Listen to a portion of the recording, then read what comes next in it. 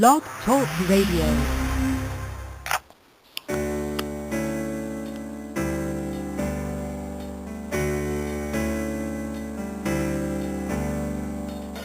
Welcome to the RHL Ministry Broadcast, where together we destroy the yoke of poverty and homelessness for God's remnant people. Let's join host Apostle Natalie Young, founder of the Remnant House Living Incorporated, which assists vulnerable women and children by providing long-term safe shelter, life-building tools with biblical structure, and counseling to guide them on the road to life recovery and the opportunity to experience a brighter future. Now, here's your host, Apostle Natalie Young. Good evening, everybody. We're here. This is Apostle Natalie Young. We're here with Thomas Dye, international makeup artist, with the program called Brushes of Africa. How are you, Thomas? I'm doing good, and yourself? Fine. I'm just doing great. Tell us a little bit about Brushes of Africa and why you decided to do this type of program. Brushes of Africa is a nonprofit organization here in Ghana, West Africa. I started doing it because when I first came to Ghana in 2008, I just saw a need where children, we don't see this in the United States and things where children live in orphanages and things like that. So when I came across New Life Orphanage and I saw the children there and saw the help they needed, I had to think of something that was very positive that could contribute to helping them. So I utilized my skills as a makeup artist to support what I do for the orphanage. So here in Africa, I work as a makeup artist, and the funds that I make here in Africa, I take half of it and use it to help that orphanage. So that's how Brushes of Africa became about. Okay. And so in your makeup, what else happens? You do fashion shows, you do fundraisers. What else do you do? How does that all tie in? Sorry? Okay, I do fashion shows, and the proceeds from fashion shows and things I donate to the orphanage. I do fundraisers. We have a fundraiser coming up on November the 16th called Support Network. And Support Network is a fundraiser where we bring a lot of people together and network, and we raise funds for the orphanage. The orphanage has 49 children, and one man runs that orphanage by himself. It's not easy to raise 49 children by yourself.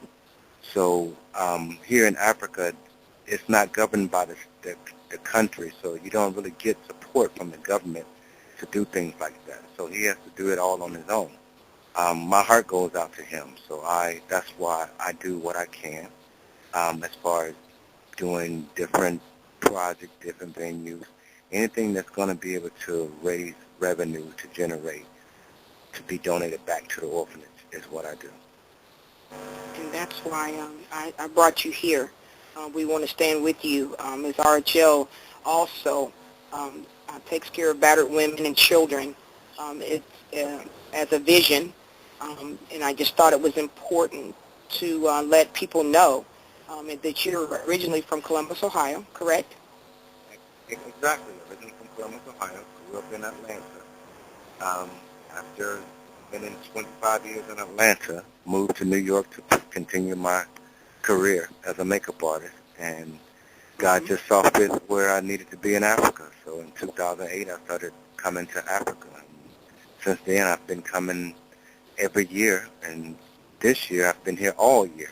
I came in January, and I probably won't leave until January. So that's a whole year of living here in Ghana.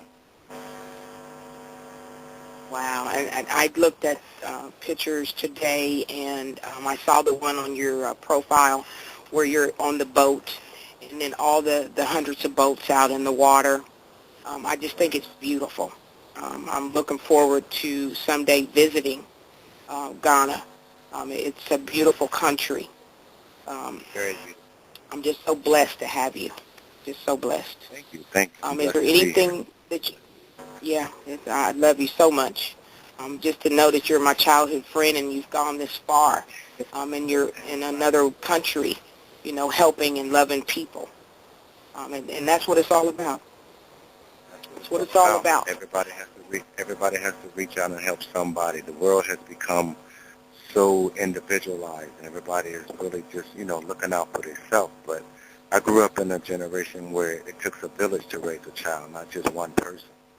And growing up in Columbus, Ohio on 18th Street, everybody on that street, every older person, every person that lived on that street had a right to spank me when they saw me doing wrong, because that's what my mother instructed them to do. When they saw me doing wrong, they had the right to chastise me and raise me. But we don't live in that society no more. So, children are just left. I was at the orphanage a couple of days ago, and I saw a new kid that I hadn't seen before, and I asked the guy who runs it, when did this child come in? He said about 3 days ago. And the little boy just had such a lonesome look, like he was just lost in the world, but also he had a happy look because he had 48 other brothers and sisters, and that was going to love him, that he wasn't going to get from the person who gave him away. So it has a negative side to it, because people bring their children there and they leave them and they don't come back and get them. But it also has a positive side, because they're going to get that love. They got 48 other brothers and sisters that's going to look after them, take care of them, and watch them grow. Because in their mind, they all brothers and sisters. They just one big family. They don't know any different. Some of them have been there since they was 2 years old. Some come in barely alive, and they continue to strive. They get the love from all the other kids, and they continue to strive. So I look at that and I say, to myself, that God bless these children to be put into a place where they're gonna get that love from other kids and other people. I'm not the only person that goes to the orphanage. There's tons of people that come to support different things. A lot of people from different countries come and spend time there. And that's what it takes. It takes a village to raise a child. I remember that. I remember living on 18th Street, and we weren't allowed to go past Spring Street. Grandmother didn't allow it. We could go up to the pharmacy that was on Long Street, and then we could play from Long to Spring, but if we went across Spring, we would get a whooping, and anybody was allowed to do it and come and get us. Right. I remember that. Right. Anybody was allowed to do that because they knew you weren't supposed to go past Spring Street. And we didn't dare say a word. We didn't dare say a word. I'm thinking what I wanted to ask, and it's very heartfelt. What is the main reason that the people are leaving their children? Is just the inability to be able to take care of them, or you just think it's a heart? To take care of them, have more children that they already have, and had another one and don't really need it or can't take care of it, or some people just don't want it. And here in Africa, there's no contraceptives or birth controls or things like that. So a lot of people don't take precautions when it comes to, things like that. So it just, a lot of people have children and they may have 5 or 6 other children, and then all of a sudden become pregnant from another one, and they just can't do it. It's hard enough in the United States to raise 5 children. So imagine a country, Yes, it is. a continent like Africa, a country like Ghana, where you don't have all the benefits to be able to. Are they allowed to have contraceptives? Yeah, they do. They're allowed to have them. I mean, it's not against the law or anything. Because most people can't. They won't spend the money that it costs to go buy contraceptives, things like that, to prevent themselves, because it's an issue. Mm-hmm. They figure they can use Maybe that that's money something. to feed the children, right? Feed the family, as opposed to using that contraceptive. They figure they may not do it for every blue moon, but that one blue moon you got caught. So you have to understand. It's not just it's not just their responsibility, but it's also both parties' responsibility. Are you near a computer, Thomas? Do you have your speakers Yeah. on or anything? No, I don't. You can't. Okay, because you're breaking up a lot. It helps if you turn am your I? speakers off. Yeah, you're breaking up a lot. You're fading out. It helps if Okay. you turn Can your you hear me speakers now? off. Yeah. Yeah, you can hear. We can hear you much That's better. better? Yes. Yes. So you're planning on coming back in January. What are you going to do here in January? I'm only coming home for a month. I'm going to come home, take care of some personal business, and then I'm coming back. My calling has been in here in Ghana. At home, there's really not a lot that I do. Over the last 4 or 5 years, I have really just prepared myself to come to live here in Africa. And I think this year has really played out for me to be able to do that because I've been here all year. So I'm coming home just for about a month and a half to get my daughter situated. She's about to move to another part of the country, so making sure that she's taken care of and things, and then I'll be back. I have to come back and continue the work that God has led me to do. Jealous. I want to be there. I'm so jealous. I The think water looks so everybody should clean. Africa at one time in their life. Everybody.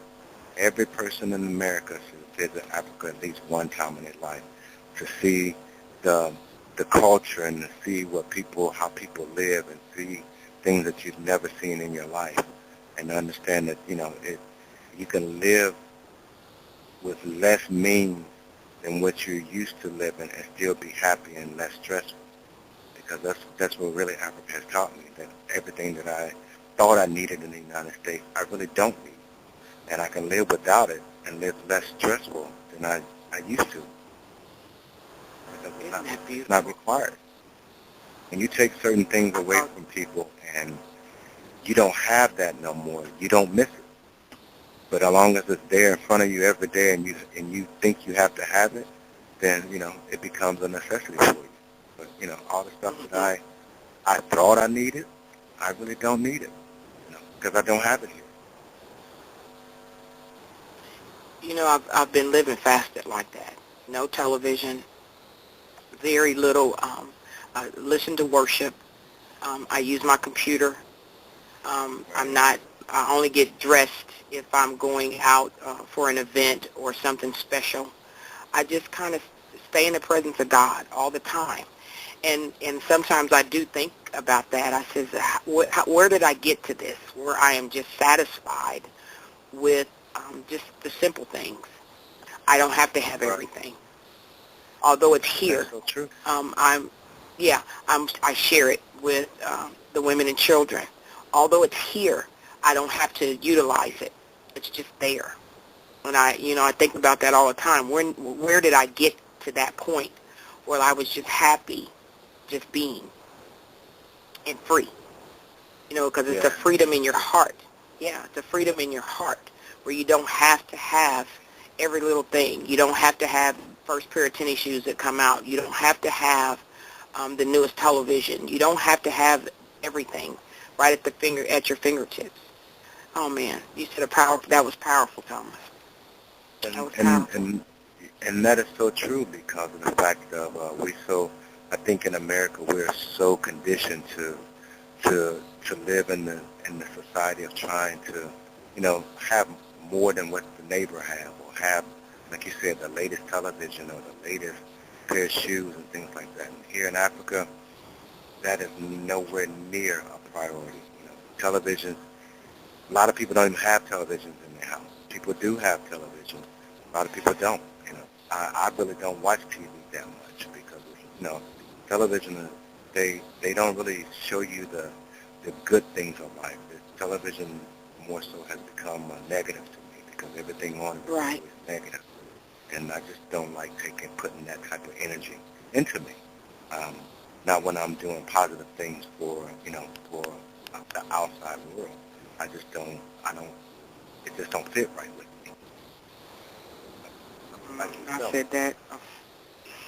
Yeah, like I said that last night. It takes a lot, and you have to be dedicated to do it. And if you're not dedicated, it's not going to work for you. So beautiful. It's beautiful. It's just funny how we ended up, our spirits are still the same. And I think everybody that was raised around us kind of had that same love. We love really hard. We love humanity because that's what was instilled in us, to help each other and love each other and watch out for each other. And we did. We always hung together. We walked home from school together. We did everything. Everybody was right there together. Right, exactly. Mhm. And it is very, very difficult. I think we need to get, I would say we need to get back to that society, but I don't think that society exists anymore. So you have to create a whole different meaning about what you're doing, because the way we was raised, those days are gone. So you have to find other avenues to raise, to be able to implement into children things that was implemented into you as a child. Because, in the States, all the new laws and the new regulations, and if you touch a child, you go to jail, that don't exist here. Children are being raised the way we were raised. With morals and values. Come values. out better children because they don't have all the Xboxes and the X games and all that stuff that kids just sit around in the house and do. Here, children go out and they work, they carry water, they go out and sell things for the mom and for the parents because they contribute to the household.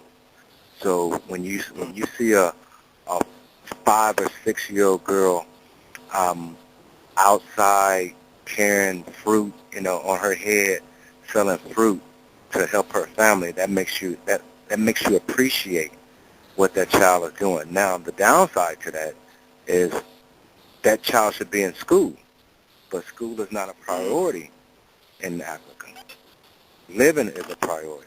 Being able to survive is a priority. So we had a segment on education. Right. So you have Go ahead. you have to look at the picture and see where the children are missing certain things. The children at New Life Orphanage, they go to school every day because we built a school right outside of the orphanage. So they go to that school every day. That's a priority for them. They can't go out and sell anything. They have to go to school because the father of the orphanage will not allow them to do anything until they finish school, which they get out of school like 2:30. After that, they can go outside and do different things. But I wish everybody could witness the things that I see here in Africa. How much does it take me to come? How much would it take me to come? Well, it depends on what time of the year. I mean, prices are different at different times of the year. During what we call winter time, which is June, July, August, well, it's not really winter because it only gets down to maybe 75. That's the lowest time to come because most people don't come when they call it winter, when it's 75. That's winter. Okay. Is it a cold Summertime winter is or like now. From now until next June, it will be hot. It will be in the 90s. Some days, the closer we get to Christmas, it gets into the hundreds, and it's going to stay that way until June when the rainy season comes in. Okay, so the best time to come is in the winter. Okay. Yeah, you can come anytime. Okay. I'll be glad to have you here. I love you. I'm just so excited. When I was looking at the pictures, I was so excited, and then I saw the little girl, and that is the best thing to me. It's the children, which is beautiful. Just beautiful. Just beautiful. Yeah. And I'm just so glad that you're helping them.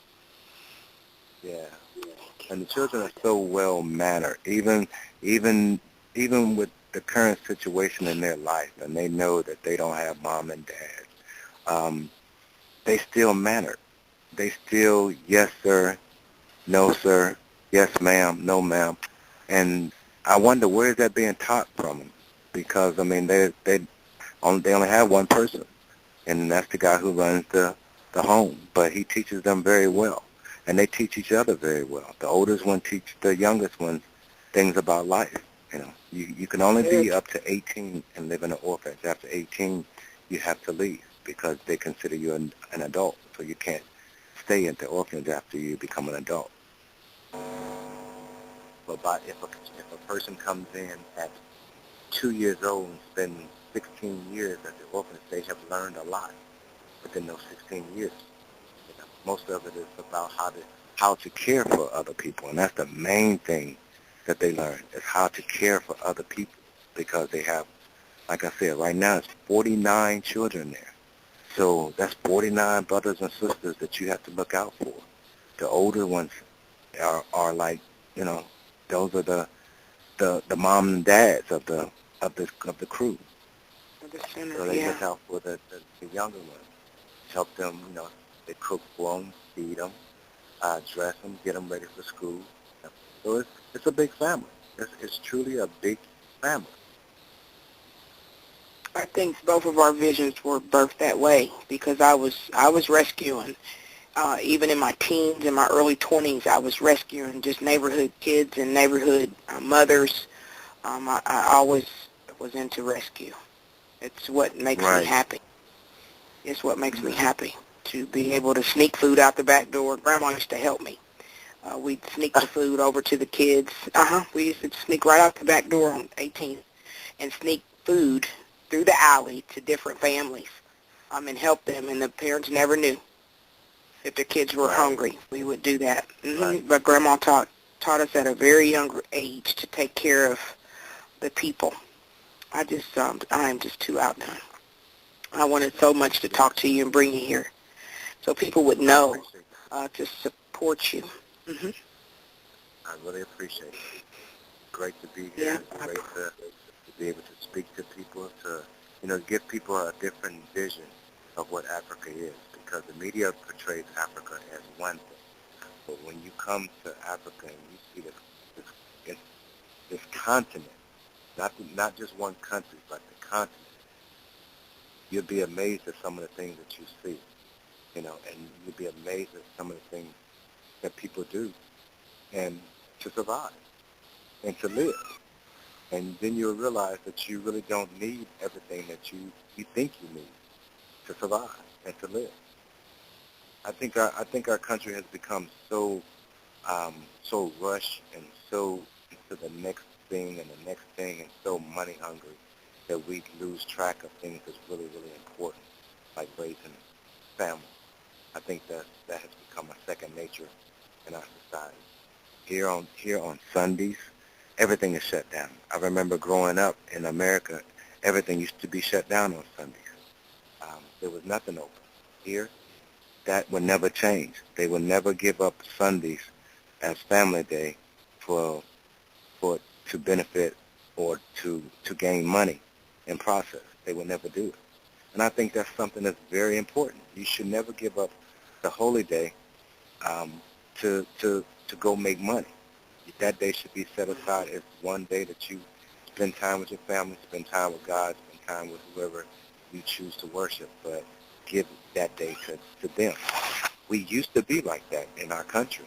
I remember growing up and there was nothing open on Sunday, nothing but a gas station and maybe Carl Brown, maybe.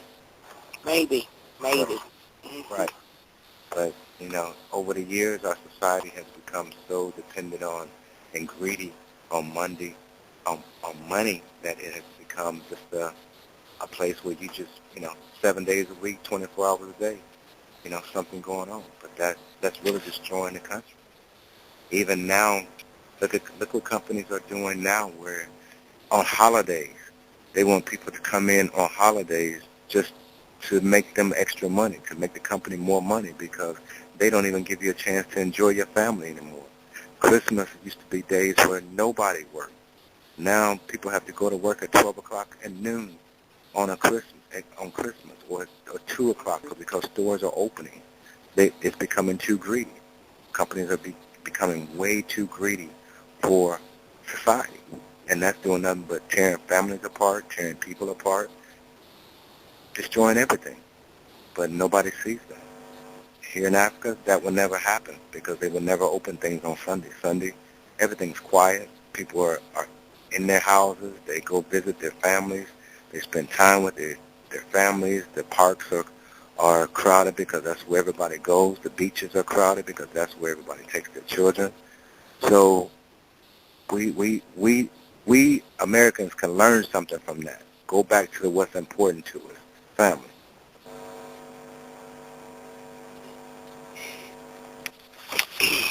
I've got so many things running through my mind right now, just thinking about it. Just say them. Just say them. Yeah. Huh? I said, just say them. Well, I looked at my passport today. It's like I'm ready to bail out. But I've been thinking about it. I've been invited to Africa in different parts from several different people. Natalie, come with us. Come with us. And I'm just excited to even think about it because I'm tired of the greed. Senator Geraldine said the same thing. She said greed is getting us in a lot of trouble. Even with the shutdown, it's just getting us in a lot of trouble. That we don't have to be that greedy, but we are. We spend money unnecessarily, and we don't put the money back into the people. We don't put it back in education. We don't put it back in the things that are really of value to life. And so just recently I went and spoke. Well, I went and spoke, but I went to a organizational meeting where Akbar Muhammad was there, and that is what he was there for. He was there because the children are being left behind. So many children are being left behind and being killed, and he was there to speak about it and help them to find who they are in their roots, who they are ethnically, to be able to survive and not become extinct. And we just need to know. I think we do need to know. Think that as many people that can visit the islands should, at least once. Right. Because, yeah, that it's a... I think that people should come to Africa at least once just to go and visit the Elmino Castle so you can see where your people came from. You can see what people endured. You can see where slavery started at, the roots of slavery and how it migrated into the United States. That right there alone is enough to bring you into this country, to let you visit that and feel the spirit of those people who endured such life-threatening pressure and challenges and so much. When you walk into that castle and you walk into those dungeons where people were housed and shipped out, you feel the spirit of those people in there. You hear the cries. Your body, you get tingles running all through your body from... Everyone says that, Thomas. You know, everyone that I've ever heard that said has been in that castle says the same exact thing. And it's so true. It's so true. You can feel it. I've been in that castle at least 6 times, and every time I go in that castle, my skin starts crawling. It's like somebody rubbing 2 pieces of styrofoam together. You know that sound. It starts getting into your skin. You can just feel those people. You can feel their energy. You can feel their souls when you walk in those brick walls. It's such an amazing feeling to get. When you come out of there, you are a totally different person than you were when you went in. And if you come out the same way you went in, there's no hurting you, because there's no way you can go out of there and come back in the same, go in there and come out the same way. There's no way. It's not a way impossible.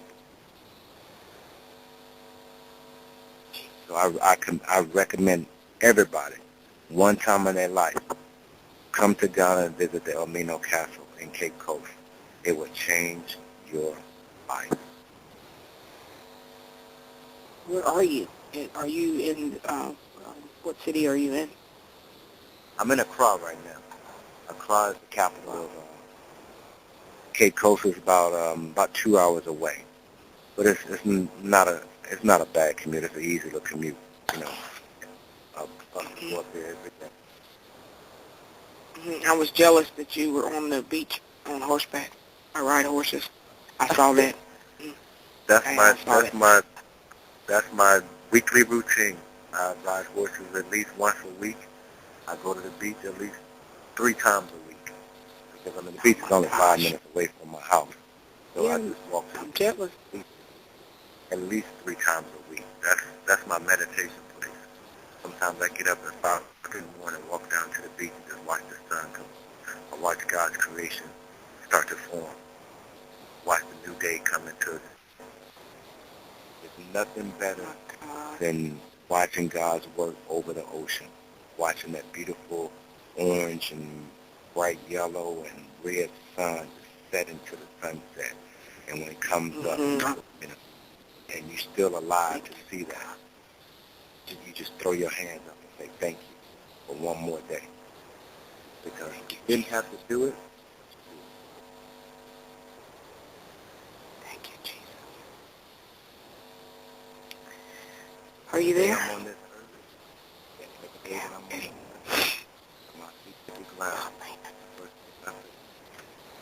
You didn't have to do it, but you did. Nope, he didn't. He didn't. I have begun, I guess I'm at that age, I've just begun to think about it every day. I just begun to think about humanity is just, my heart just pours out for humanity. We've got to wake up. We've got to do better. We've got to do better. Absolutely. Have to. Got to do better. And it all starts with us. You have to do better. Nothing's going to change the country but us, but the people. And Africa is a beautiful place. It has its ups and downs, just like every other country. There's no country in the world that don't have its ups and downs. I just feel more secure, more safe, more at home, more empowered, more less stressed here than I do in my own country. Mm-hmm. Oh, man. It's such a difference in things that you do as well, because here the stress is different than it is at home. The stress here is just the stress of being able to communicate with the older people who don't speak English very well. And most of the younger generation speaks English. They teach us English in school. But anybody that's over 40, they really don't speak English because they grew up when they didn't have to. It's only the newer generation are starting to have to know English and their local language. But the stress of the pressure of home, of rent and light bill, gas bill, water bill, all those bills, that don't exist here. I mean, we have bills, don't get me wrong, but my bills is 12 times cheaper here than they are in the United States. Here I pay my rent for 2 years, and it doesn't kill me. My rent for 2 years is probably the same thing I would pay for rent living in New York for 2 months. My gas bill is like $20 for 2 months worth of gas. My water bill is like $5 for 4 months worth of water. So those are things that to me are much more less stressful to me than it is at home. Because at home, it's every 28 days, that stuff coming in the mail to you. Here, it's every 3 or 4 months, you may get a bill. So that part alone is way less stressful because I don't have to. And it gives us, it gives us the ability to give. It gives you the ability and the freedom to give willingly. It gives me the ability to give, because whatever I make this month, and I know I don't have no bills coming, I can give that away. I can give that to the children because I'll make it again. I'll make more money next week. So when you have a water bill that's 6 cedars is what the money they use here, which is 6 cedars is $3 American. That's my water bill for 3 months. I guess that's $1 a month. I would never in the history of the United States have a water bill for $3 for 3 months. So I mean, that's the part that I truly admire, is the fact that I can give freely here. The money that I make here, I don't try to take it out and bring it back home, because it's not designed for that. It's designed for me to be able to help these children. So some months I give my whole 2 month salary to them, because I know I'll get it back. I'm not worried about it. All my stuff my things are paid up. What else I need? I feed myself. What else I need? What I need the money for? Give it to the kids who really need it. I will make it again. I'll work the next week and make double. But when you give freely from your heart, blessings come flowing for you. You don't have to worry about it. They just come. They just come. So, that part You're of right it, in my vein, I don't. Thomas. You're in my vein. You're in my vein. I've just started to look at life that way. You are. I've just started to look at life that way.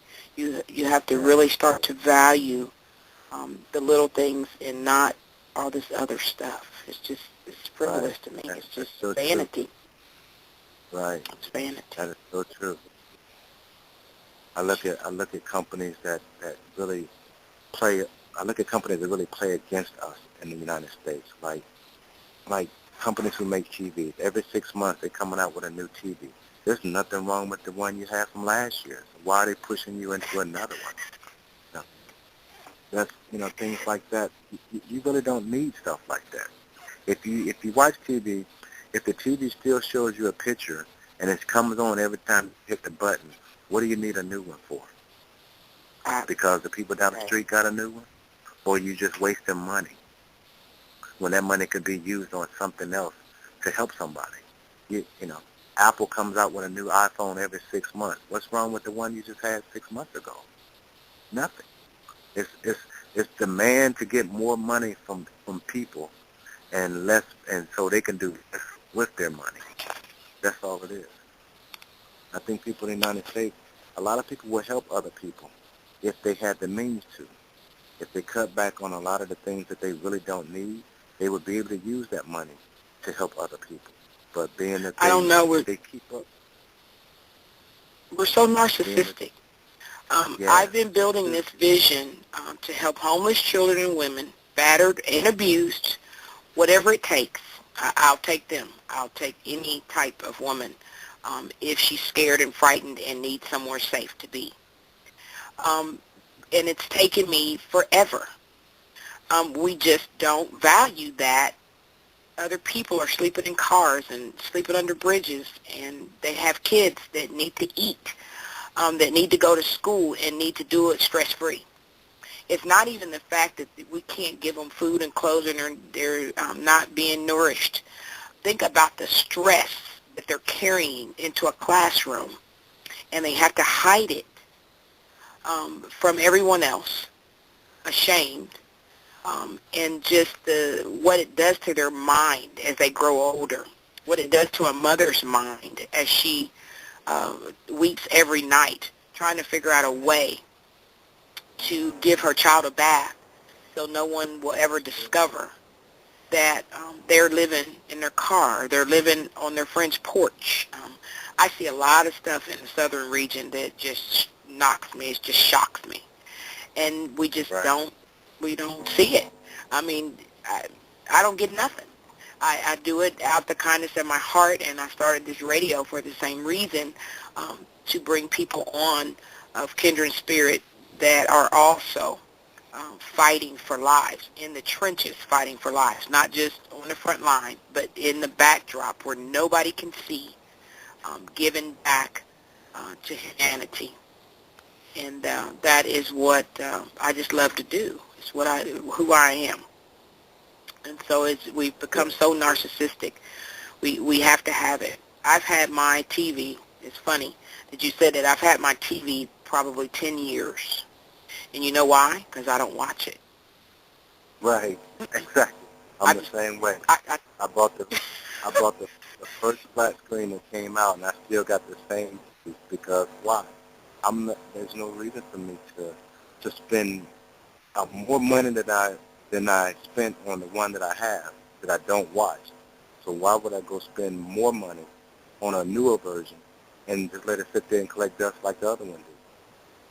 Only time I watch television is I watch CNN, I watch the news, CNN News, World News, and I watch sports. That's all. The rest of it to me, I watch sometimes I can get TBN station, but every once in a while they show it on Saturdays here. But you know, that's really all I watch. The rest of the stuff is it's really not good for the mind. It's really not, because I mean it's portraying TV now. Reality shows and things are portraying people in ways that they really shouldn't portray them, and it's really just to exploit people. It's really to make them look bad amongst the world, and what it's doing is it's causing people in the world to judge these people based off of what they see on TV, not knowing that person personally. And that's totally unfair. I'm gonna have to give you Senator Geraldine's link from RHL Radio. She talked about that too. That all the other countries just see us as entertainment. That was a hard blow. Yeah, it was a hard blow. She was real frank about it, and I don't think most people even realize that. Our youth doesn't realize that that is how other cultures view us, as entertainment. We just go along with it. I want to ask you a couple questions about makeup, because I have very, very oily skin, and I sweat. So when I wear foundation or powder, the oil is still coming through, which is good for me because I don't get wrinkles. But it's hard for me to control the makeup. Is there anything natural we can do to absorb the oil that you know for a fact works? There's a lot of things, but most of them don't work. Different types of cleansers. Go ahead. Right. So the best thing to do is you have to start with the skin. You got to get a oil-free skin regimen, something that helps fight the oil. You never want to take the oil out. Like you said, oil is a good friend to you as you get older, because it keeps the elasticity in your skin, and then your skin doesn't dry up. So as long as you produce some oil out of your skin will stay young and healthy. Only thing you really can do to control oil is Black Opal company. Black Opal, it makes a oily skin regimen, which is a bar soap that helps pull the oil out, but it doesn't get rid of the oil, and you'll never get rid of it because it's being produced under your skin tone. So you just want to prevent it. When you wear makeup, you can't wear makeup that's liquid or oily. It has to be a cream to powder, one that goes on a cream and dries into a powder. The powder part of it will help absorb some of the oil as well, but you still have to go over it with a setting powder. Once you put makeup on, you have to get things like blotting sheets or blotting powder. Blotting powder is just a clear powder that absorbs oil out of your skin without kicking makeup on your face. Blotting sheets are those little sheets that you pull out and you just dab your face with them and roll them across your face, and then you can see the oil on the little sheet. That's the only thing you can do for oily skin. Just let it roll. I just live with it. Yeah, my mom is 70. What do I use now? Foundation? Yeah, what type of foundation do you use? The Cream Mary Kay. Cream Mary Kay in the white tube. Yeah, in the pinkish tubes. Right. Because I have to blend the color. I'm so pecan that I have to blend it. I have to blend the dark with the light. Right. That may be where part of your problem lies. You may need to change that foundation, because that's a cream. And it has, I think, it has a little bit of a oil in it. If you look at the back of it and read with the ingredients, if you see anything that has oil in it, you shouldn't use it, because you're putting oil on top of oil. Okay. Just read the back of the box to see if it has oil in it. I know some Mary Kay sometimes products have use, it. I say I know some What'd you Mary say, Kay honey? products have it. I know some Mary Kay products have oil in it, but I'm not sure if the one you're using does, because they have so many different products now. And Mary Kay, I was using, I think I had some Fashion Fair too.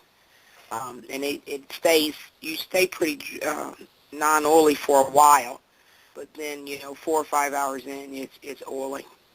So I don't like to wear makeup. I just like to go natural most of the time, but if I have to go out and have to be in camera, then I need makeup that does not, it's not oily. So you can give us tips and suggestions on what type of makeups to buy that absorb. And then other people need makeup that adds oil. Mom is 70 dry now, skin, Thomas. they have to use a liquid makeup because that liquid helps put the moisture into their skin. People who have dry skin, they can't use the liquid. I mean, people who have oily skin can't use the liquid. They need a drier foundation to absorb some of the oil. But I mean, there's a lot of different brands. There's a lot of different brands that work.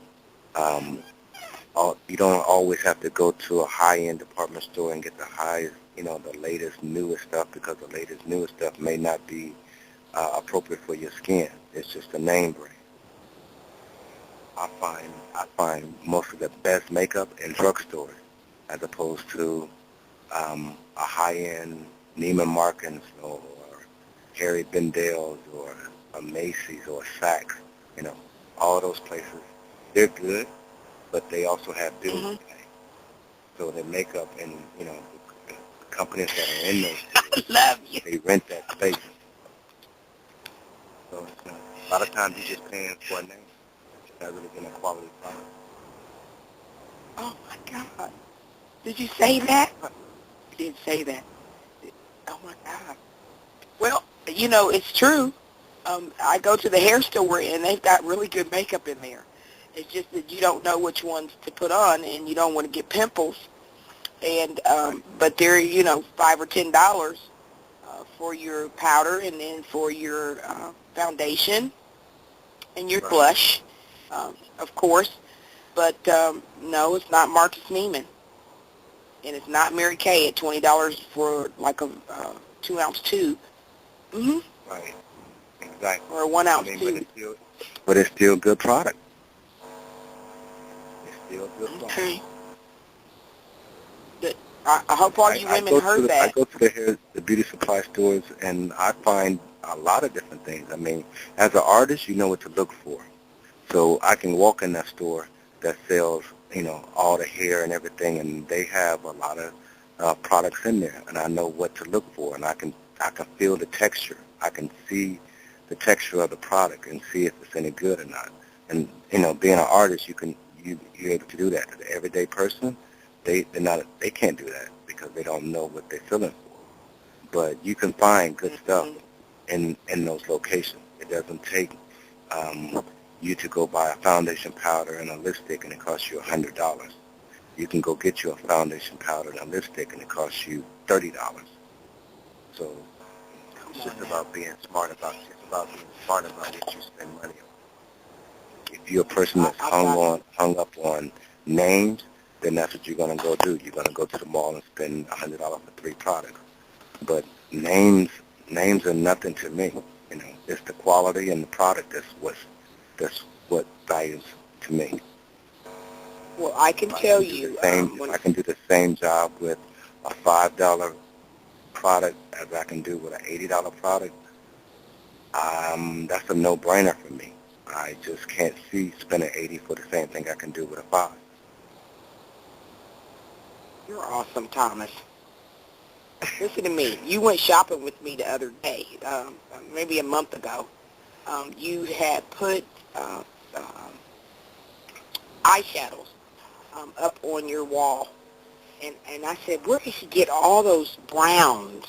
Browns are really expensive, women. Anybody that likes corals, I love corals, they are so expensive.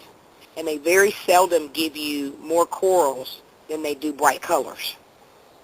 That's And true. when you get and so I was in TJ Maxx, and I was in there talking to them about the shelter. And I also went in, I think it was TJ Maxx I was in. Well, I went in TJ Maxx, and what is the other one? Target. I was in Target, but then I walked across the street to TJ Maxx, and there was this huge eyeshadows. And I'm telling you, you were there. I said, oh, Thomas would have a fit. I thought about you. In each and every one of them, and there's like 200. There's 200 eyeshadows. They're grays, browns, corals, and tans. Wow. And coppers. Yes, $5. That's a lot of eyeshadow, 200 eyeshadow. It'll last forever, like 2 years, because I don't like to wear it forever. Right. It will last forever because eyeshadows never spoil. They never go bad. It's nothing but powder baked down, so it will never go bad. I thought about you. I said, oh, wait. Yeah, browns, corals, tans, coppers were all in this thing, and it was on clearance for $5. I had to grab it. I said, I gotta get this. Yes, it's right here. I'm looking at it. I had to take a picture of it and tag you in it. I was so about happy. to say, you should have got that. There's no way you should not have done that. Right, because you won't find it. I put in my mind, I said, I'll never see this again for $5. Ever. You can go in a drugstore and spend $6 on 4 colors. Yes, You know, can. they're like $5 plus tax just for 4 colors, sometimes 3. I got like 200 colors, and they're all browns. I can live with that forever. You're right. 'Cause Forever. browns and golds and corals and golds, things like that, those are neutral colors. Those are what we call comfortable colors for everybody. People who don't really wear makeup, they will buy browns, tans, corals. Well, see, that's how I am. I don't like makeup. I just like it to. When I wear it, I like it to look like my natural skin. I don't like blues. Are you there? I think we lost him. See, I hope not. We did. We were really long. He says the phone's cut out often. Yep, we lost him. Isn't that powerful? We have Thomas Dye calling in from Ghana with Brushes of Africa. We are childhood friends. I didn't want to say that on Facebook. I waited for the radio segment to say it. And we're talking about makeup. And we're talking about taking care of the orphanage where the children are being raised. He said there were 49 children. If you're listening in, I think it's so important that we get back to loving right. When I say loving right, are you there? Who's there? Call back. We love you. You called back. Oh, you called back. Thanks, Thomas. I was just talking about loving right, because I believe how we were taught to love was loving right. I just started to think we've gotten away from that. I don't think we've gotten away. I know we've gotten away. If you look at the average child today, and look what most people just look around you at your neighbor's children and things. Most children don't even come outside and play no more. They stay in their rooms. Most children don't feel for other children the way we felt for other children. You know, we would help people on our street and on our block. If we saw somebody in trouble, we would help them. You know, a lot of kids these days don't see that no more. It's all about them. And, you know, a lot of times I think that's the parenting fault, because parents allow kids to stay cooped up in their room with, you know, they give them games to keep them quiet, to keep them passive. And that's the wrong thing to do. You're taking away the ability for them to be able to mingle and get along with other people.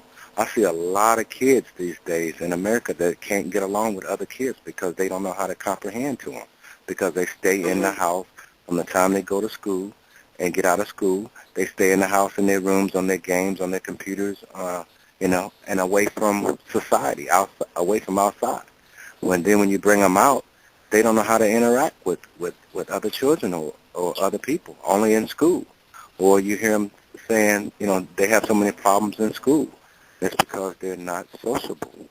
Children, we were sociable. We grew up playing with, when we got home from school, we took off our school clothes, and we was back outside playing on the street until that street light came on. Uh-huh. And you better not be out there past dark. Right. They don't do that no more. When I lived in Atlanta, I used to walk outside where my house was at, and I'll stand in the middle of the street, and I could not see a kid at 4 o'clock or 5 o'clock in the afternoon, nowhere. And this is subdivision living in Atlanta. The outskirts. It's like, wow. This is like 15 minutes, and the area that I live in, it was 99% black area, but there was no kids on the street. I used to sit there and just look to see if I saw kids. And there was plenty of kids in the neighborhood, but you may see one or two little girls riding their bikes, but that was it. And I was like, if this was me when I was growing up, this street would be full of people. We'd be playing football, we'd be doing anything, basketball, whatever, just to have fun, to stay out the house. Now you can't get kids out of the house. They stay in the house. I want to tell our callers, all of our friends are still friends too, most of us. We all have contact with each other 30, 35 years later. We still, if somebody needs something, we are right there for them. Right. I just want to tell you that honestly, we are. I said, our true friends. True friends. And I've known you since I was in elementary school. This was like 4th, 5th grade.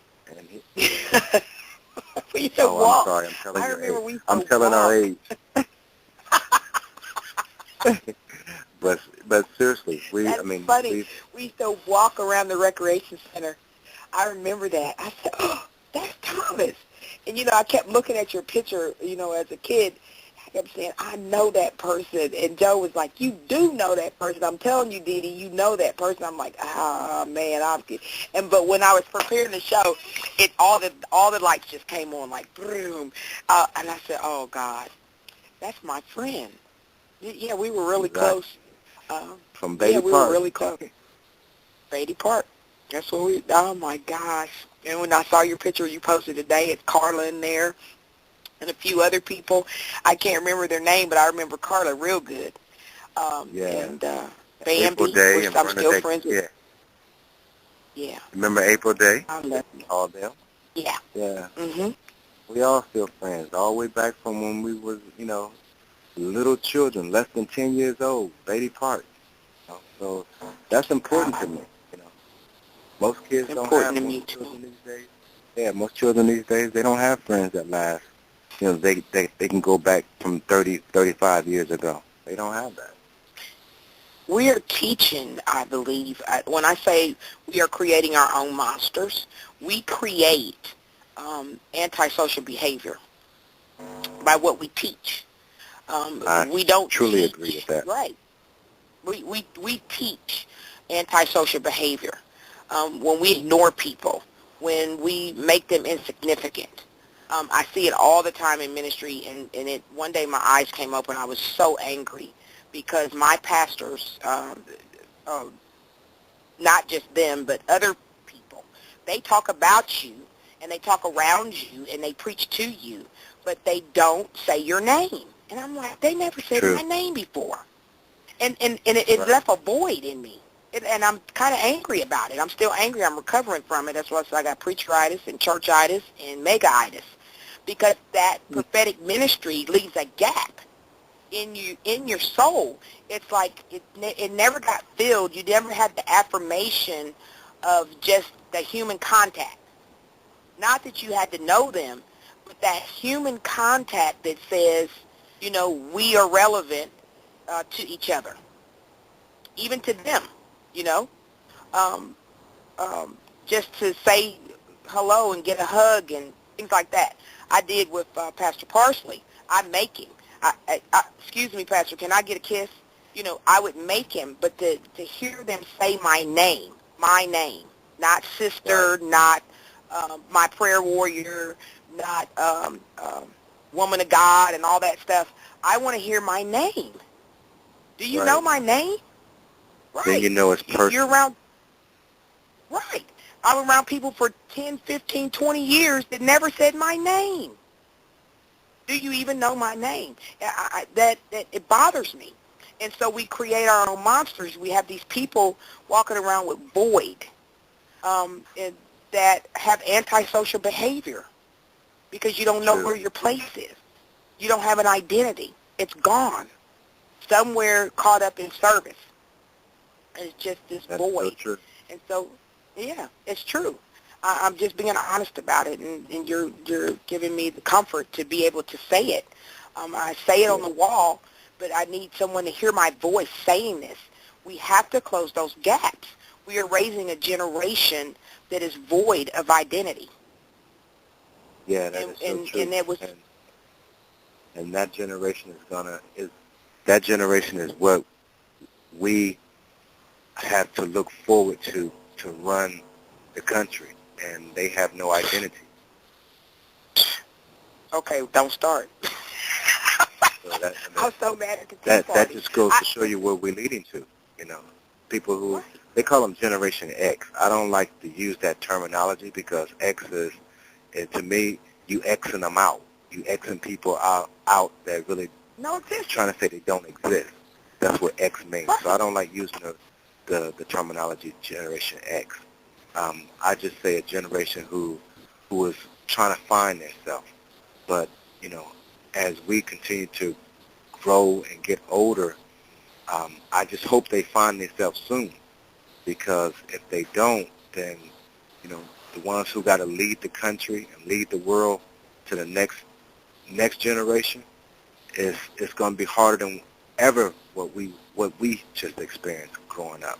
I mean, I think our generation, from childhood to now, well, I'm almost 50 in the next month, I think we lived in a good generation that was taught good moral ethics and a good moral support from family.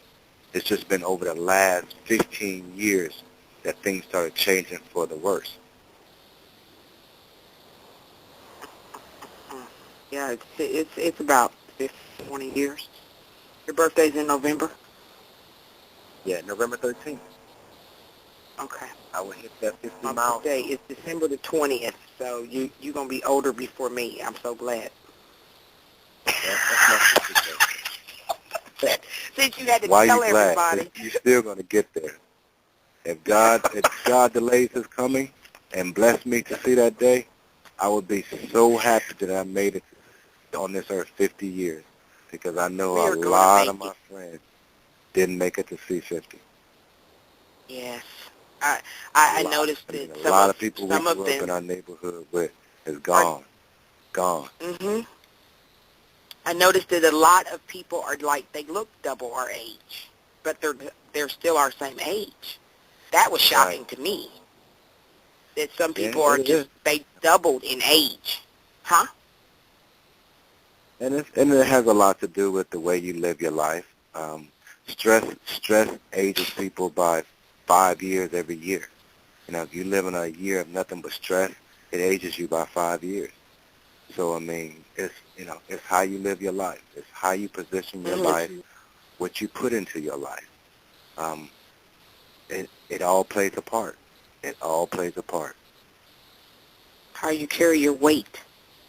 I always say that, even for ministry, it's not how much weight God puts on you, it's how you carry that weight. Because the yoke is light, and it doesn't even matter how much it is. It's just how you carry it. Very healthy, stress-free. It may seem like, from the things that I say or post, that I'm stressed out, but I'm really not. A lot of times I'm laughing because it's just incredible how we think. Our minds are just like everywhere. And it's just incredible. It's like, I need you to wake up for me because I don't want to see you lost. God wants everybody saved. It doesn't matter what color, what creed, what religion. He wants none of us to perish. And so we have to look in a realm beyond where we're at right now to see the eternal part of it. Eternity is sure, and we have to see it that way. It's no sense in being all stressed out and hopeless. There's no reason to be hopeless. We're here to help. Thomas is here to help. I'm here to help. There are a lot of people that really just care about you as a person, your soul, you as humanity. You don't need a title. You don't need anything. All you need is love, and we'll give it back. That is so true. Love is what makes the world go around. All you need is love. You're so sweet. I have to come. I'm just going to plan because I'm going to have to come and see, and I'll come and visit and peek, and then if God says move, I'll just move. But because I am really tired of the system as it is, it's not moving. Even with the shutdown, I just couldn't believe that they took us hostage and used us as bartering tools to get their way. As a scapegoat. That's what it is. We were literally hostages. When I heard about that, and I've been keeping up with that, I've been reading about it on CNN, on the internet and stuff, and it really showed me how people really don't care about nobody anymore.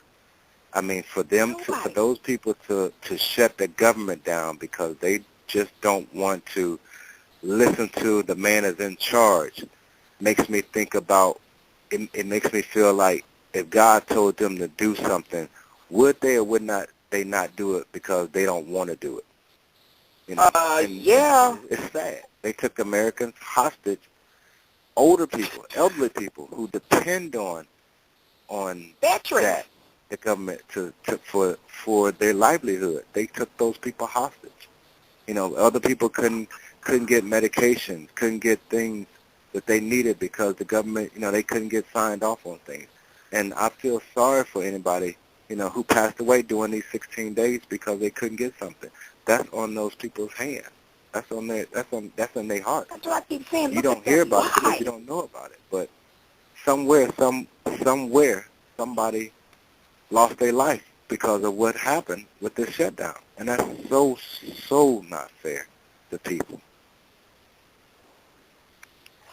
But again, it's part of a greedy society. That's what it is. It's part of a greedy society. Well, I don't want to remind you of the call, but what time is your call?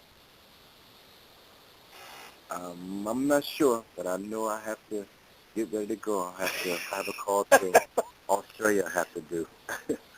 So okay. I have really enjoyed being here with you guys. I have really enjoyed. And like I said, I hope one day that as many people as hear this call can come to Africa and visit Ghana. Ghana is not a country that has uproars or fights or wars. So in the northern part of Africa, that happens. But here in West Africa, Ghana is a very peaceful country. People are very nice, peaceful. They don't bother you. Honestly, I feel more safe here in Ghana than I do in my own country because I don't have to worry about gun control and people having guns and fighting and shootings and all that. That don't exist here. Nobody has a gun. Nobody can have a gun. So people are soft-hearted. They're not uptight. They're not angry. They're just people.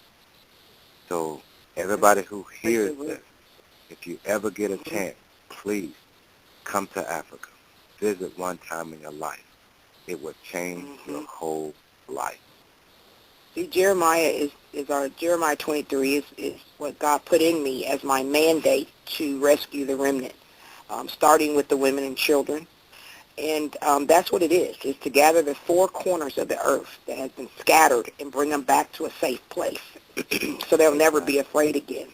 And you're just speaking right into that. Yeah, you're speaking right into that. I'm asking, I need to ask you a question about the tassel. Do you believe in our heritage that spirit has transferred in from generation to generation to generation, that violent, painful, lost, cold feeling of slavery? Yes, I do. I do think that it has resurfaced again. It's different from the way it used to be. Now it's covered up, as opposed to where it used to be just completely wide open, where if you was black and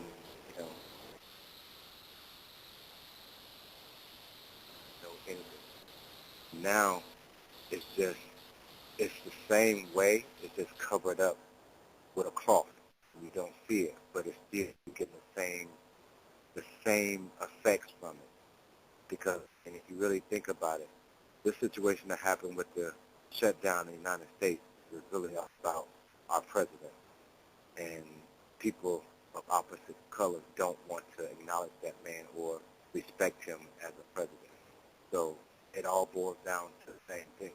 We still fight slavery. Slavery will never leave this world. I don't think it will leave before we leave. Now, when I say we leave, I mean before God calls us home. I don't think we will ever see where it's totally abolished, because it's just different ways. It's done in different ways, different magnitudes. Totally is. Yeah, we're trying to save our children. I've been invited back with the Akbar and for Farrakhan's people to stand with them, even as a Christian. They're not trying to convert me or anything. They just want me to stand with them because of my spirit. Cries out for humanity, and that was welcomed. And so I will try to be with them on as many events as I can to speak and to the youth of today and let them know that a lost identity is a lost generation. For as long as we can, I'm just so, I have been so enlightened in the last 3 years of my identity, and that came through Christ. We're not going to leave him out. It came through Christ. It came through wading the waters of ministry.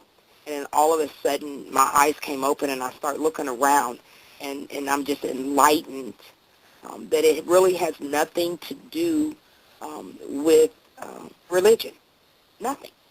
It's all about humanity. It's all about souls. It's all about saving lives. Whatever barriers you have to cross to do that, you should be able to do it. The minute that you start blocking that doorway, you're not being what we're called to do. The Great Commission is to bring the whole world in. So you have to be able to cross those barriers and feel comfortable doing it and not afraid. Right. And that's the yeah. Oh, my goodness. I love you. I'm too outdone. I'm too outdone. Yeah. I'm going to let okay. Well, you make sure you email us. You make sure you stay in touch with me on Facebook. I'm going to be asking you some questions because there's stuff I'm going to need to know before I hit that plane, like how long it's going to take me and what kind of shots I'm going to have to get because I hate needles.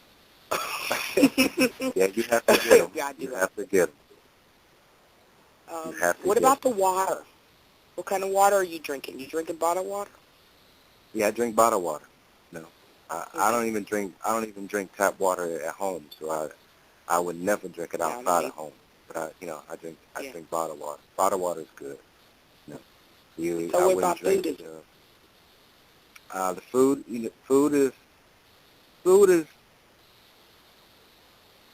food is almost the same as what you can. I mean, the difference between food here and the food in the United States is, food here is natural food, real food. There's no preservatives. There's no added chemicals on it. It comes straight out the motherland, out the ground, to your table. Mm-hmm. You go to the market. When you go to the market, you buy your vegetables. They still got dirt on them. So you know they come straight out the ground. I'm food, loving that. You can't go to the market and buy fruit and keep it more than 2 or 3 days. You have to use it because it doesn't have all the preservatives in it to make it last longer. It's not going to stay in your refrigerator for a week or two and still be good. It's going to go bad in 2 or 3 days. So if people buy food, they buy their groceries when they're going to use it or within the next 48 hours, because after that it's going to go bad because it's real food. I came here wearing a size 30. I came here wearing a size 36 in a pants. Everything that I have on now, that I brought here, falls off of me now because I've gotten back to eating real food, and I don't have those. I don't have all the preservatives and stuff that they add in the food in the United States. 90% of the food that we eat in the United States is not real food. It's not. Last night I went to the beach, and I ate a tilapia. The tilapia was 12 times the size of tilapias we eat in the United States. You know why? Because that tilapia just came out the ocean. It just came out the ocean. They caught it, cleaned it, put it on the grill, served it to me. That's real food. We don't get that type of food in the United States. Our food is processed in so many different ways before it's delivered to the grocery store. The grocery store sits there and holds it for who knows how long before it's bought and sold to you. So when you're getting something, that food has been sitting somewhere in a warehouse or on a boat shipped in or where it's coming from for so long, that's why it has to be preserved to keep the freshness of it until you're able to eat it. Here, we don't do that. Everything you get here, it's coming straight out the ground, straight out the ocean. Food, like simplicity. I love the simplicity. In the United States, people who eat meat, that meat is shot up with so many different chemicals, like chicken and stuff like that. Here in Africa, it takes a chicken 6 months to grow to a full chicken. In the United States, it takes 6 weeks for a chicken to grow. In 6 weeks, that chicken is laying eggs. In 10 weeks, that chicken is dead and on somebody's table. Here, you see chickens for 6 months before they even get big. And they're not going to bother them until they get big. So I look at that and it's like 6 months here, 6 weeks in the United States. What is that they're eating? That's not real chicken. That's processed stuff. That's injected food. Everything that we eat in the United States is just about injected, unless you go to a place that grows organic food and get it right out the ground. And that's why it's so hard to find those. But here, we don't have that. I can go to the grocery store and my carrots have dirt on them. My cabbages and everything is straight out the field. I can go to the field and pick it if I want to. I just don't because it's a little far. But I can go to the market and, the ladies are there selling fresh stuff that just got delivered that day. And they don't deliver no more than they're going to sell because the next morning, Thomas, you can cook. Is coming. You can cook. Yeah. You say I can cook. Is that what you said? I can cook. You can cook. It would just hit my spirit. Huh? Yeah, I can cook. Yeah, of course I can cook. I cook a lot of food. I don't eat meat, so I eat nothing but more vegetables and fruit and rice and noodles and things like that. I eat a lot of like the Chinese people. I eat more soups and things like that. But my weight is I've gotten back down to 34 pounds, and I'm healthy and happy because your skin is beautiful. I thought. I saw that. Your skin is beautiful. Thank you. Your glow. I just use a black soap, a true African black soap. I use black soap. You do? Yes, the big bar of black soap. Yep, that's what I use. Where do you get it from? Walmart has it for like $3. A big bar, not the little ones. that you get at the hair supply store, but Walmart sells the big bars of it. Okay. For $3. Do- Is that the soap you were recommending? Huh? No, I get mine. I just think about Walmart. Think about Walmart. Walmart is the biggest supplier for food and stuff right now in the United States. But 90% of the stuff coming through there is not real. Because it has to come from Don't whip me. I'm not whipping you. Just check that bar of soap. Look and see where it comes from. See where it's made at. I get black one. soap. It says it's the African one. But that don't mean it comes African from black soap. No, it But doesn't. check and see I'll if look it's at the made in package. China. Oh, my God. Okay. Check the package Well, and make so sure when it's you not say made black in China. soap, what are you talking about? When you say black There's soap, what are plenty you of talking black about? soaps. There's plenty of them. But the Chinese people will make a black soap and market it and sell it for $3 as opposed to an African making black soap and selling it for $5. It's all about supply and demand, honey. It's all about so supply and demand. Yeah, I'll look in the beauty supply store. There is some lemon. There's like a lemon salve that's made by Africans, and it really, really is good for my skin. It was like making my skin all even toned. I bought it in Ohio, but then I can't find it anymore. And I think I saw it because there's a lot of African vendors. But like the shea butter, I can't use that because my skin's too oily. Right. You can use it on your body, but not on your skin. But let me point something to you right quick. Then I'm gonna go. Okay. You said you can go in the Chinese store and find African soap. Where do Chinese people get African soap from if they're not reproducing it themselves? Right. You have to think about things like that. Well, I go in the Iranian store for my beauty Same supply. thing. I don't go in. Same thing. Well, he has a lot of things from Morocco that they import in, a lot of things. And so I think he was the one that had the African cream. It's like a lemon cream. It smells like lemons. And you put it on your skin, and it fades your skin and keeps the oil down. But I'm not able to find it. And when I found it before, remember the man on Mount Vernon and 20th that sells all the incense, and he's a black Muslim? Yeah, I remember him. I got it from him. And so when it's gone, it's gone. And so I've been trying to look for that again. I'm going to try to get some for my skin because I think it'll work when it's so hot. It's so hot and sweaty.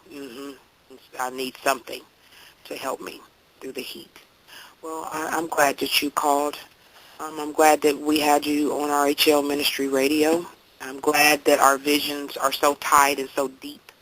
And I am promising you I will look forward to coming. I'm going to start planning on that. My friends wanted me to be in Africa. I'm going to hold you to that promise now. Yeah. They wanted me to be in Nigeria in December. And so I'm not sure if I'll make it, but we still, God is able to do anything. And someone asked me again this week, when was I coming to Africa? So I know that it's destined for me to be. But now that I know somebody's there and I have a friend there, a lifetime friend, I can feel safe. Right. And I'm only one country away from Nigeria. Nigeria is a 1-hour plane ride. Oh, really? Oh, see, I'm about to get on the plane. And so how long is it going to take me to get there? That depends. It can go anywhere from 12 hours on a direct flight to 28 hours if you got to go to another country. So sometimes you have to go through London, Turkey, Nigeria, Amsterdam, different places. I mean, different prices on tickets. So, if you want a nonstop, the highest price. If you can just search the net and find. You can go through different countries and get here. Do connecting. Those are a lot cheaper. There's flights to go to Lagos, Nigeria. There's flights to go to Isabella, Turkey. There's flights to go to London, It's like to go to Amsterdam. All those connect into Africa. Okay. Anywhere in Europe connects into Africa. Okay. So, I mean, I would suggest price-wise, do a connection, unless you just want to do a direct. A direct would take you anywhere from 12, 13 hours, nonstop. Okay. And I'm so Hello? grateful. Yep, I'm grateful. I'm grateful for you. I'm grateful. I mean, it's exciting to think I could eat fresh food and fresh seafood, which is all I eat anyway most times. And the thought that I could get back is even more exciting. Just to sit down and hold and hug some kids and just play with them is exciting. I love to do that. Because I know they're just tickled by you, tickle pink. Okay. Are you gone again? Oh, you're there. Thomas?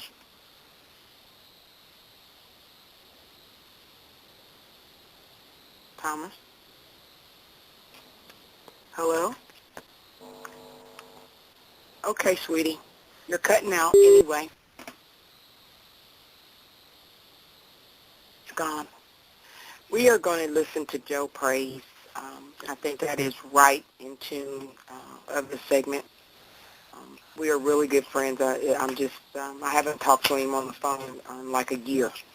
I can't remember if we actually did connect, but we exchanged phone numbers and addresses here on Facebook a while back. Are you there, Thomas? Thomas? Are you there, sweetie? Hello? I'm here. Can you hear me? Yeah, I can hear you now. Could you hear me talking? Yes, I could. I lost the call, so I had to buzz back in. That's okay. We only have 33 minutes left anyway, but I left it. I gave you as much time as you needed or as less as you needed. I have a Caribbean. Someone sent me a song from Haiti. One of the youth in Haiti made a song, Joe Praise, if you want to listen to it before we sign off. I just want to say I love you. I just want to say I love you, and we will do this again. Let's do it. Plan on doing it closer to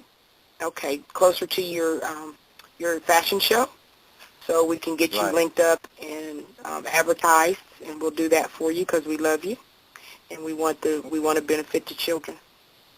So let's listen to Joe Praise, and let me see if I can. I appreciate you too. Just a second. It's coast to coast, yo. Hey, Joe Praise. Free shot the beat.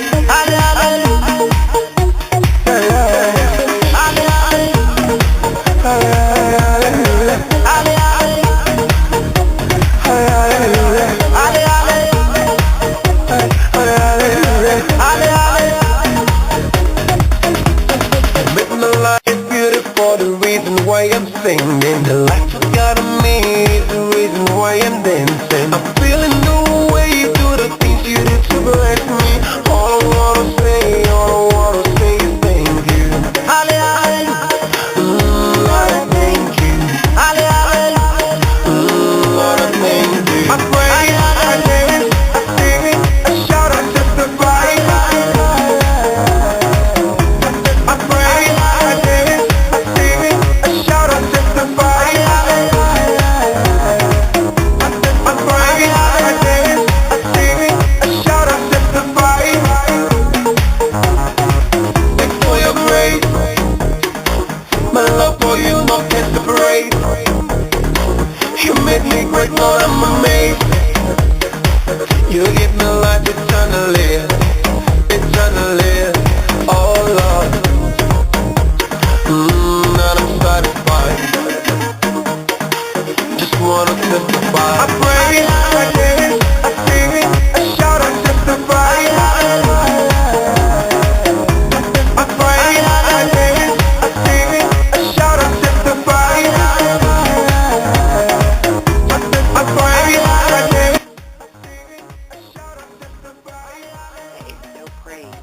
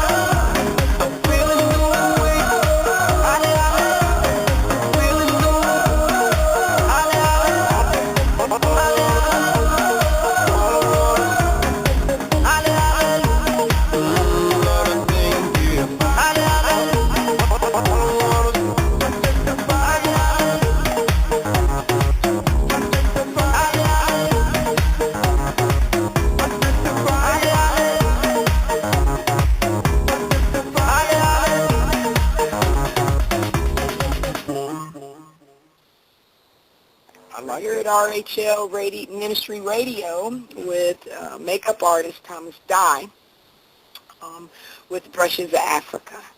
And we were listening to Joe Praise. It was a praise and worship music sent to us from Haiti. You like that, Thomas? It was awesome. Yeah, I did. It had such an African, and that's the thing that I really like. Is Africa, Haiti is so much similar to Africa when it comes to cultures and things. If you came to Africa, you would hear sounds that sound almost exactly like that. You know, the beats and the drums and the things like that they use.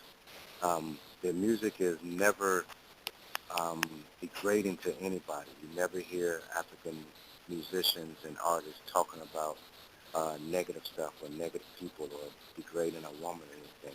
They just don't do that. And I hear the same sound in Haiti's music. So yeah, I do like that. I love music that's inspiring to others. It was. Well, you can have it. I'll send it to you in email. You can. I'll let you have it. Yes, yeah, you're welcome. Send me that. I'll put that on my computer. Yeah, it's just awesome. My library. Okay. Well, now I'm gonna miss you. Even though we can talk to each other every day, once a day, but I'll still miss you because you're Thomas. I'm so grateful for your life. I miss you too. We're going to sign off at RHL Ministry Radio. We love you out there. We just want you to find your liberty and freedom in your spirit so you have identity of who you are, that you can reach out and help others, bring them into their identity. What would you say, Thomas, to end this segment? I would second what you said. That we need to get back to the place where everybody reaches out and helps other people. We're in a society now where people live right next to each other and don't even know who lives there, don't know their names, don't know anything about them, and they could live there for years and will never know the person's name or anything. I think we need to get back to that society where everybody cares about each other. I know it's a long shot, but if you start with one person, it can spread, just like ants. Start with one person, the next person, and the next person, it will continue to grow. But it has to start, because if it doesn't, we're going into a society that's who knows where it's gonna end up. Like I say, they call it Generation X. I refuse to believe it's X. I believe they have a purpose. And when you keep putting that into people's heads, that this is Generation X, they're going to start believing. Because I've heard young people say, well, they call it Generation X, they act like it. It's so wrong. What you put out there, our purpose is rescue. People will believe it. Our purpose is rescue for the coming King. It's our job to bring as many people into the fold as absolutely possible, through love, through giving, through building safe places and safe places to dwell, and giving them freedom to express who they are. I think so many of us are afraid to say who we really are. I don't understand that. I just don't. We don't have callers. We don't have people asking questions. People are so afraid to give an opinion anymore. And being taken hostage by the country doesn't help that, not one bit. No, it doesn't. So they get... No, it's just crazy. But we are not going to give up. We're going to keep fighting, and we're going to keep loving, and we're going to keep giving. And as many as can, get one person and don't give up on them. So many times we give up on each other because we don't agree on something. And it could be something very small. All of my friends, Bambi has been my best friend for life. We argue, we fight, we do everything. But with Christmas, Thanksgiving, Easter, we're all eating together, fighting over the food, who gets to eat the crab legs, and on and on. and it never fails. Every holiday, we're texting each other. We're finding out who's cooking what. That's just who we are. That is the way we were raised, and we're still together, all of us loving each other to this day. And so I miss that. They're making me just miss that. I'm just having a fit. I'm having a fit. I'm telling you. Okay. See, you're making me cry. I'm having a fit. Don't cry. You're over. I am. I'm crying. I'm having a fit. I'm having a fit. You get to ride horses and all that stuff, and I'm just having a fit. Okay, sweetie. Go close out the show. You feel free to call back. You have my cell phone. If you need me to do anything here in the United States to help you there, I will do that. I appreciate it. You have my word. Okay. We're going to say good night, people. Listen to the segment. We'll have it up again. If you want to donate, you can do it at brushesofafrica.com. And then mine is the Remnant House Living. .org, brushesofafrica.org. .org. Does it come up .com too? No, it doesn't come up .com. It comes up .org. Okay. So we're going to do brushesofafrica.org. If you do the Remnant House Living.org, it comes up .com too if you make the mistake. So, but we're there. I think I'm going to put Thomas on my website, on my media website, so you'll be able to go to RHL Media on the Remnant House link and still find him, because we're going to support him from starting today, from forever. I'm going to keep you right there in the loop with me. I'm fighting for lives. It's so precious. This is so precious. I'm just too outdone. Yep, you made me cry. I'll get you for it one day. Okay. Oh, my God. Thank you, God. God, I just thank you for Thomas's life. I thank you for all the children that he watches over with the man, the overseer of the children. God, we ask you for supernatural blessing in this. We ask you for supernatural abundance. You said all things were possible to those that believe. And if two or three of us were gathered in your name, you were here in our presence. And we just love you, Lord. And we thank you for our lives. We thank you for keeping us and restoring the things that we had lost. Even as children, you kept us. You kept us in perfect love and peace for your glory. And we just thank you for the opportunity to serve you, for your people, for humanity. In Jesus' name we pray. Amen. Just a mess. Yeah, just a mess. Okay. I'm going to close out now. Okay. Oh, my gosh. I have to get to this other call. Pardon me, honey? I said I have enjoyed you, but I have to get to this other call down in Australia. Okay. Love you. We're going to close out. Okay. You can hang up. Thank you. Bye-bye. Thank you for joining us at the Remnant House Living Broadcast, where we inspire to break the chains of poverty and domestic violence as we gather God's remnant people to make a positive difference in the lives of women by destroying the yoke of physical and mental abuse, poverty, and addiction. When you partner with us and like-minded organizations and individuals who are able to offer expertise, training, and resources to assist us in serving our clients by ensuring a warm, loving, and stable environment for those who have nowhere else to turn. Our values are based on integrity, personal growth, and dedication to others in excellence. Remnant House makes a positive difference in the lives of women by destroying the yoke of homelessness. Please visit www.theremnanthouseliving.com and hit our media link RHL Media on the menu tab. Email us at rhlministries2013 rhl.yahoo.com. Our mailing address, P.O. Box 551139, Orlando, Florida 32855.